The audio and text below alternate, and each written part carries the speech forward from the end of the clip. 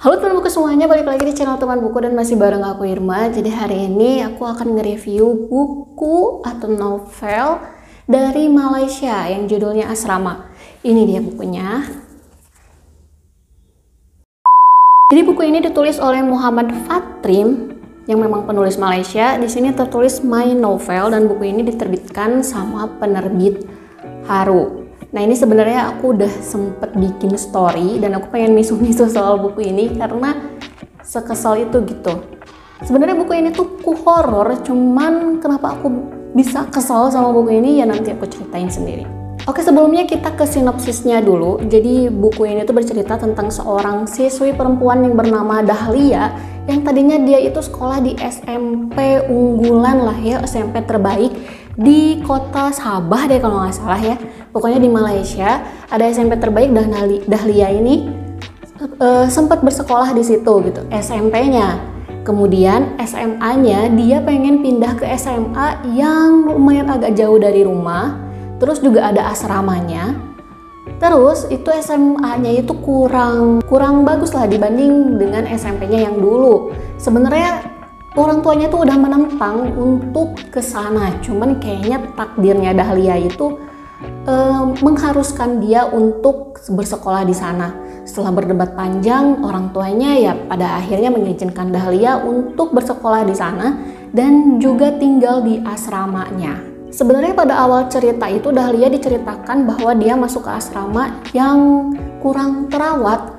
Terus kayak udah lama ditinggalin gitu, soalnya si papan nomornya itu udah kayak mau copot. Terus di dalamnya juga ada bangkai kucing, makanya ini agak aneh nih awalnya ini.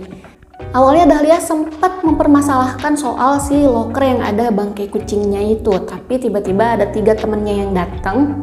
Yang 3-tiganya ini merupakan penghuni kamar itu barengan sama Dahlia. Dan mereka kayak membentuk sekelompok geng gitulah, yang akhirnya ya berteman akrab gitu sama Dahlia. Oke, aku simpen dulu. Jadi di asramanya Dahlia ini ada yang namanya geng queen, princess, dan juga slave. Dimana geng queen ya mereka diperlakukan seperti layaknya queen lah ya, seperti layaknya ratu. Dan princess ada di bawahnya. Dan slave, ya slave seperti kalian tahu artinya slave itu budak yang harus menuruti apa kata si queen dan princess. Dahlia yang memang pada dasarnya orangnya senang memberontak, dia nggak mau jadi budaknya queen, dia nggak mau masuk ke geng slave. Jadi pada akhirnya walaupun sebenarnya udah dibully sama geng queen, tapi dia tetap kayak ngeberontak gitu, pengen menghapus yang namanya geng-gengan itu gitu, kasta-kasta itu tuh pengen dia hapus. Dia sempat dibully sama geng queen, bulinya juga itu agak ya kurang bermoral sih, makanya dia dendam banget. Dan akhirnya dia menemukan secari kertas yang bertuliskan Spirit of the Coin.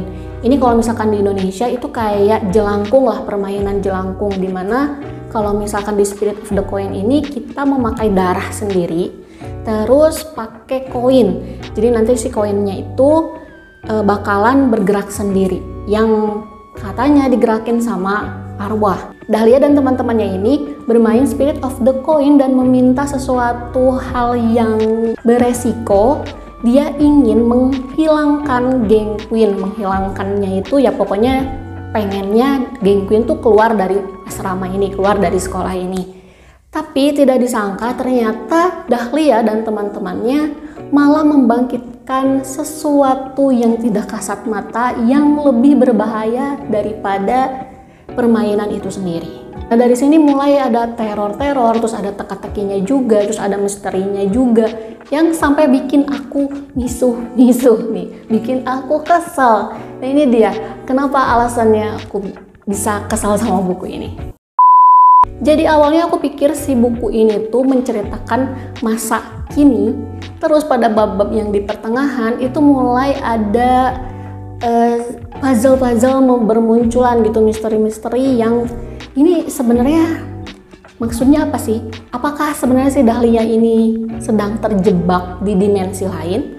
Atau sebenarnya Dahlia ini sudah meninggal atau berhalusinasi atau sedang bermimpi atau seperti apa gitu? Karena pada teman-temannya itu yang ada satu gengnya itu dia kayak seolah-olah menahan diri untuk berbicara jujur kepada Dahlia.